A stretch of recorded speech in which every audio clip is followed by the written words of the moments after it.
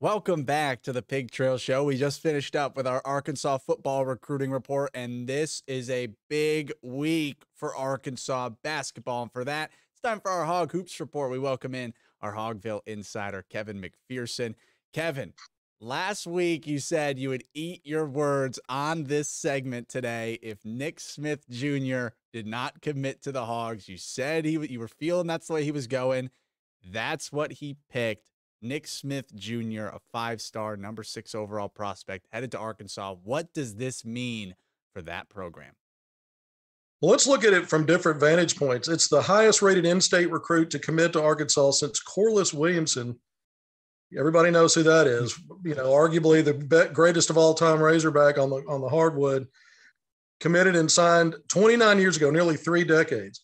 The last 5-star player period that Arkansas got was Bobby Portis 8 years ago. And we see what Bobby's been. Both of those players, by the way, went on to not only, be highly rated players that played the McDonald's All-American game out of high school, SEC players of the year, second team All-Americans, first round draft picks, right?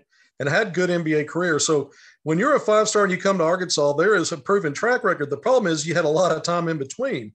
Well, this is not only when you look at it historically from the Razorbacks, but for Eric Musselman entering his 7th season, this is his 4th recruiting cycle at Arkansas.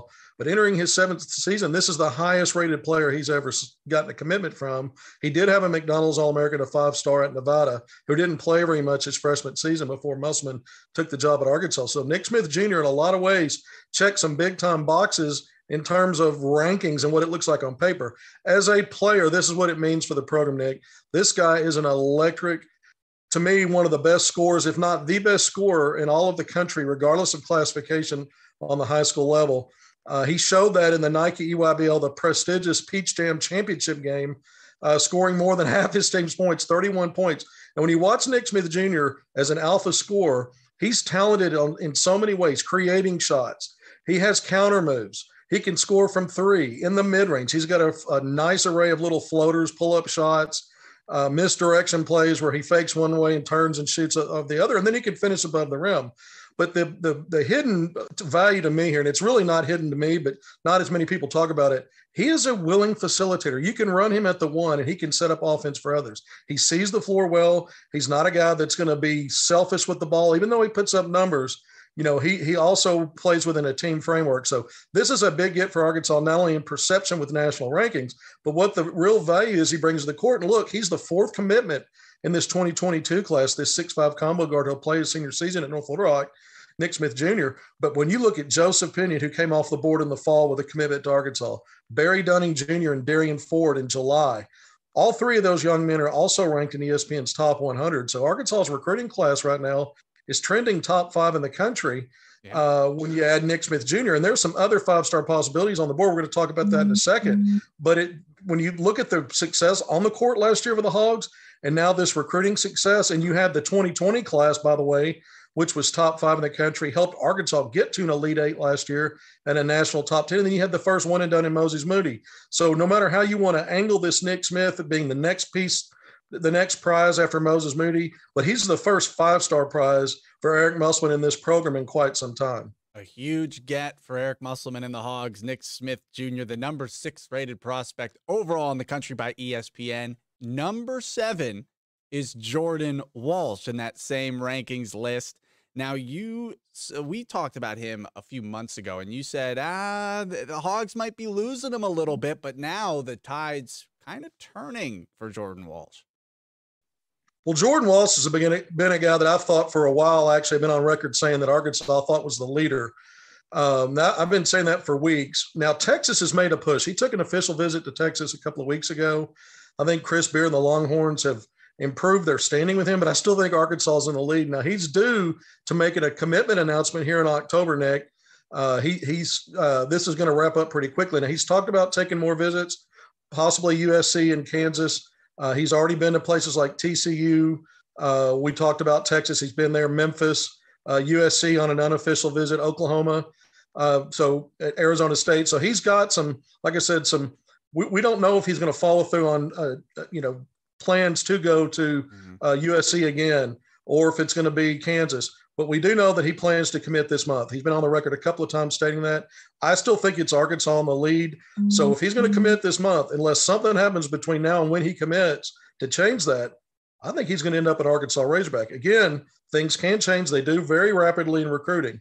But where Arkansas stands right now with Jordan Walsh, I think he's favoring the Razorbacks as he comes close to making an announcement on where he will go to school, in just a year's time. Now, just so folks remember, he's from Texas, Oak Cliff, Texas native, but he's playing his senior season at Link Academy in Missouri, not far from Arkansas's campus. If coaches want to go out and watch him play, they'll probably be going out to see him play a lot, the Hog coaches, if he commits and signs in the early period with the Razorbacks.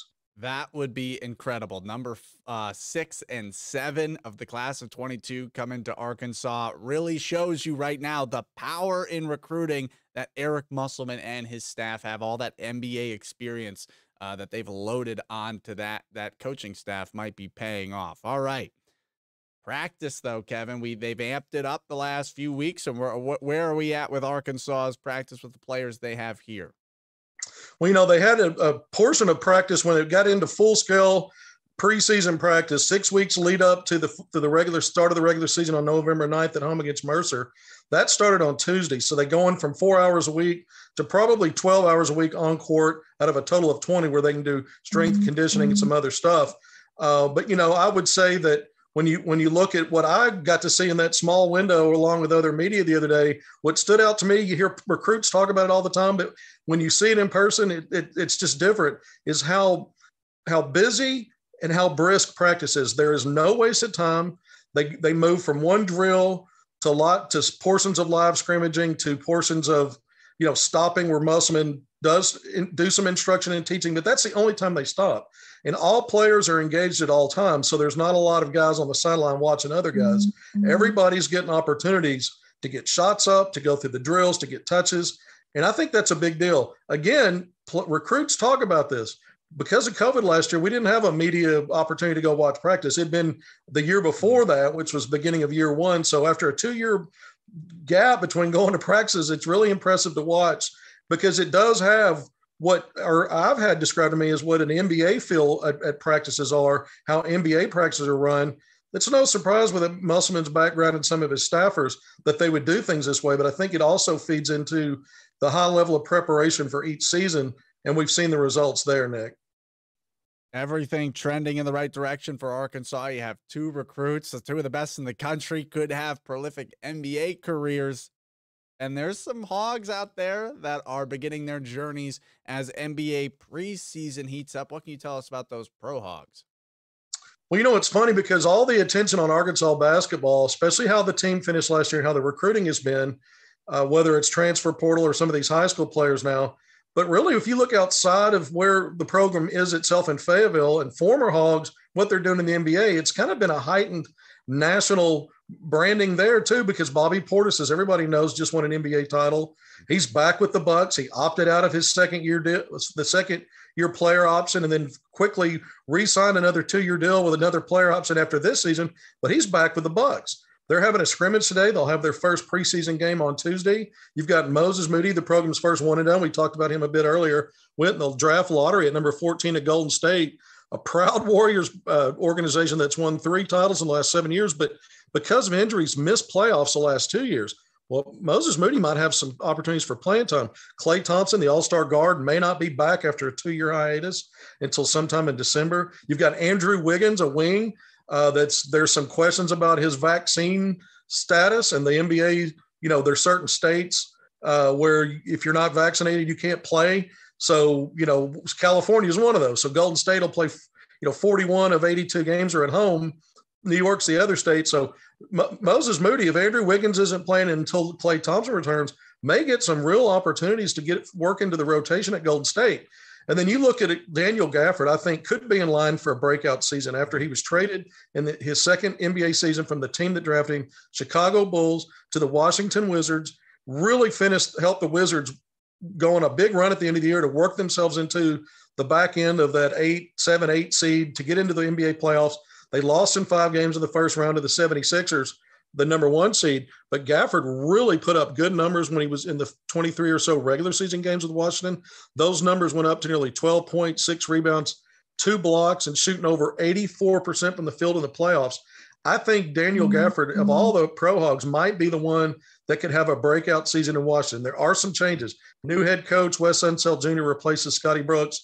Russell Westbrook, who had a nice 1-2, pick and roll or drive and dish game with Gafford, is off to the Lakers now. Spencer Dinwiddie has come in, and we'll see what the chemistry is like there. But I think Gafford's in line for a big year. Isaiah Joe, in his second season now in the NBA after a rookie year with the Philadelphia 76ers, will be competing for rotational minutes.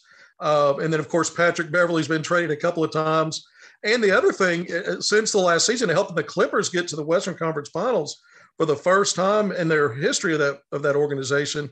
And then Mason Jones, we'll see if I've heard some whispers behind the scenes that Mason Jones is talking to a few teams about another two-way deal after, as a rookie, having two-way deals with the Rockets and the Sixers.